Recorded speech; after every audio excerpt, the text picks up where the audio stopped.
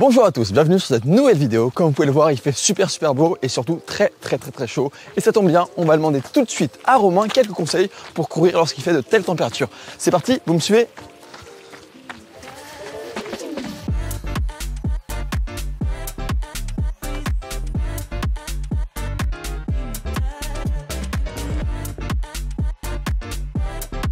Salut Romain, comment tu vas? Très bien, ouais. Pas trop chaud là que ce soleil qui tape? Si, quand même un peu. On va pas se plaindre, ça fait quand même plusieurs semaines, voire mois qu'il fait mauvais temps. Donc enfin l'arrivée de la chaleur. D'ailleurs, tu peux nous dire où tu sois en France, si toi aussi tu as souffert du fait d'avoir la mauvaise météo depuis quelques temps. L'inconvénient, c'est que pour s'entraîner, ce sera plus dur avec la chaleur. C'est le sujet de la vidéo. Et en parlant de chaleur et de course, est-ce que tu as un conseil à nous donner pour courir lorsqu'il fait super chaud? Ouais, là par exemple à midi on avait prévu d'aller faire une séance de piste, donc là je pense pas qu'on va aller la faire à midi, on ira plutôt en fin de journée à partir de 18-19h, voire parfois 20h. Ça c'est le cas sur la piste, si elle est un peu ombragée tu peux courir un peu plus tôt, puis sinon tu peux aussi aller en forêt parce que là à partir de 18h en général la chaleur elle diminue. Et puis sinon le matin c'est vraiment le moment idéal, avant 9h en général il fait pas encore trop chaud, donc en fonction de la durée de ta séance tu peux courir à partir de 7h ou 8h. Et puis on t'invite à regarder une vidéo qu'on a faite il y a pas si longtemps, il y a quelques semaines, sur le fait d'aller courir à jeun. Et donc ça c'est intéressant de courir à jeun, notamment si tu as des footings en endurance fondamentale pour éviter d'avoir trop chaud. Et puis enfin, si par exemple tu as une sortie longue et que tu peux vraiment pas partir trop tôt le matin, tu peux aussi fractionner ta sortie par exemple de 2h ou 2h30 en faisant 1h, 1h15 le matin et 1h15 en fin de journée. Et Romain, est-ce que tu as un autre conseil à nous donner? Est-ce que par exemple il faut boire un peu plus lorsqu'il te fait chaud? Ouais, je dirais quand tu sors pour moins d'1 heure par exemple, tu n'as pas forcément besoin de boire, tu auras très soif sur la fin mais tu rentres chez toi et là tu t'hydrates comme il faut. Par contre au-delà, tu peux prendre une flasque pour courir, tu prends soit dans la main, soit dans une ceinture ou dans un sac de trail par exemple. Si c'est par exemple pour 2 heures, là tu vas prendre un peu plus d'eau évidemment. Et puis parfois tu n'as pas le choix, je me rappelle sur des compétitions, par exemple le 10 km du Mont Blanc, avant il partait le samedi à 14h, là il fait extrêmement chaud, mais tu n'as pas le choix. Donc là tu prends un peu plus d'hydratation. Bon, on l'a compris Romain, il faut boire de l'eau lorsqu'il fait chaud. Et en parlant d'eau, est-ce qu'il y a une température spécifique pour boire cette eau? Que conseilles-tu? Une eau trop fraîche ou au contraire un peu tiède? C'est quoi ton avis là-dessus? Justement pas trop avec des glaçons, une eau tiède, enfin normale à température 12-14 degrés c'est déjà très bien. D'ailleurs on voit dans le désert les Touaregs ils boivent plutôt de l'eau chaude parce que ça hydrate mieux. Donc je recommande aussi pour pas avoir mal au ventre de pas prendre de l'eau avec des glaçons.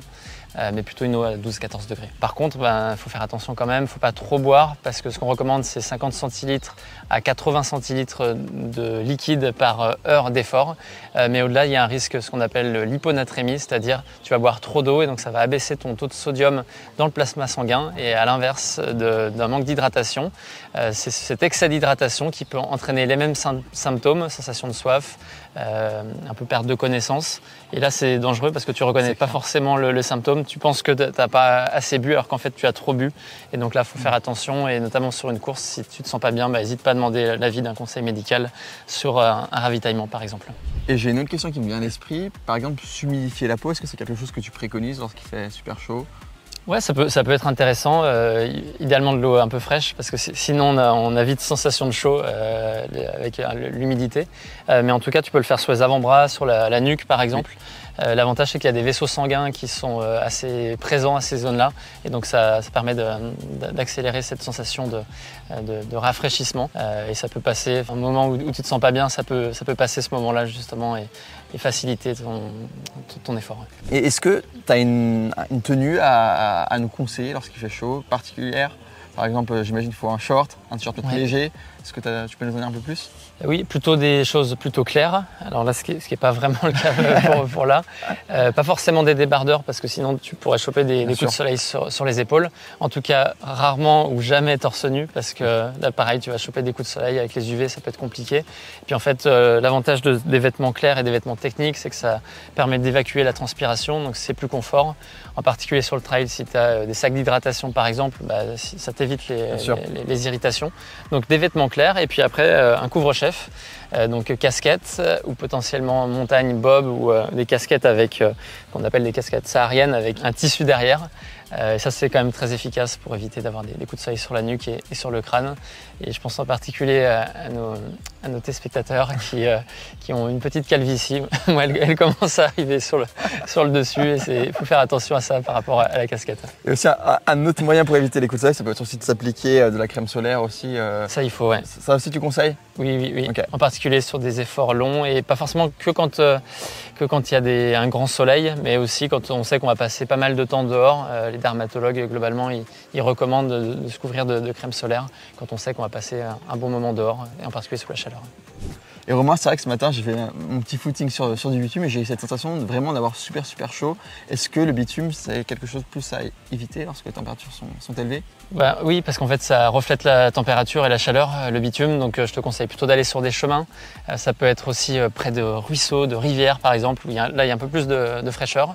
Et puis, si tu as la chance, comme nous, d'habiter au bord d'un lac, pareil, nous, on a un super lac, le lac du Bourget, ou si tu as la chance d'habiter au bord de mer, c'est encore mieux. Donc là, c'est en général des endroits où il y a plus de vent. Donc, fais en fonction de tes terrains d'entraînement et puis adapte-toi. C'est le maître mot quand même quand on doit courir sous la chaleur. Ouais. Et la montagne aussi, ça peut être un bon terrain d'entraînement pour s'échapper de la torpeur. Ça peut, carrément, en particulier en forêt. Après, en montagne, il y a aussi beaucoup d'UV en fait, parce qu'on est un peu plus en altitude, donc il y a un peu moins de protection par la couche d'ozone. Donc la petite difficulté, c'est qu'il ne faut pas forcément y aller non plus quand il fait trop chaud, donc on peut y aller plutôt tôt le matin ou en fin de journée en évitant les orages. Donc voilà, adapte-toi. Et il y a une légende urbaine un peu qui dit que boire une bière après avoir couru sous de fortes chaleurs, ce serait bénéfique pour le corps. T'en penses quoi? C'est quoi ton avis sur la question? On est pas mal de coureurs à apprécier la bière, donc je vais te dire que c'est dommage de ne boire que de la bière avec de l'alcool, parce qu'en fait il y a des nutriments dans la bière qui pourraient être intéressants, mais c'est complètement contrebalancé par le fait d'avoir ce taux d'alcool, et donc ça vient plutôt déshydrater. Donc tu vas boire, tu vas te désaltérer, mais tu vas pas t'hydrater, et donc ça c'est dommage. Donc ce qu'on peut recommander, c'est éventuellement d'avoir des bières sans alcool. Il y en a de plus en plus et qui sont très bonnes. Et si jamais tu veux vraiment boire une bière avec alcool, prends d'abord de l'eau, hydrate-toi bien avant de passer sur ce côté récréatif avec tes potes. Bon Romain, merci beaucoup pour les explications, c'était super clair. Avec plaisir. J'espère que la vidéo vous aura plu. Si c'est le cas, n'hésitez pas à lâcher votre meilleur like et à vous abonner à notre chaîne YouTube. Bon Romain, on y va? On va courir? Allez, ciao.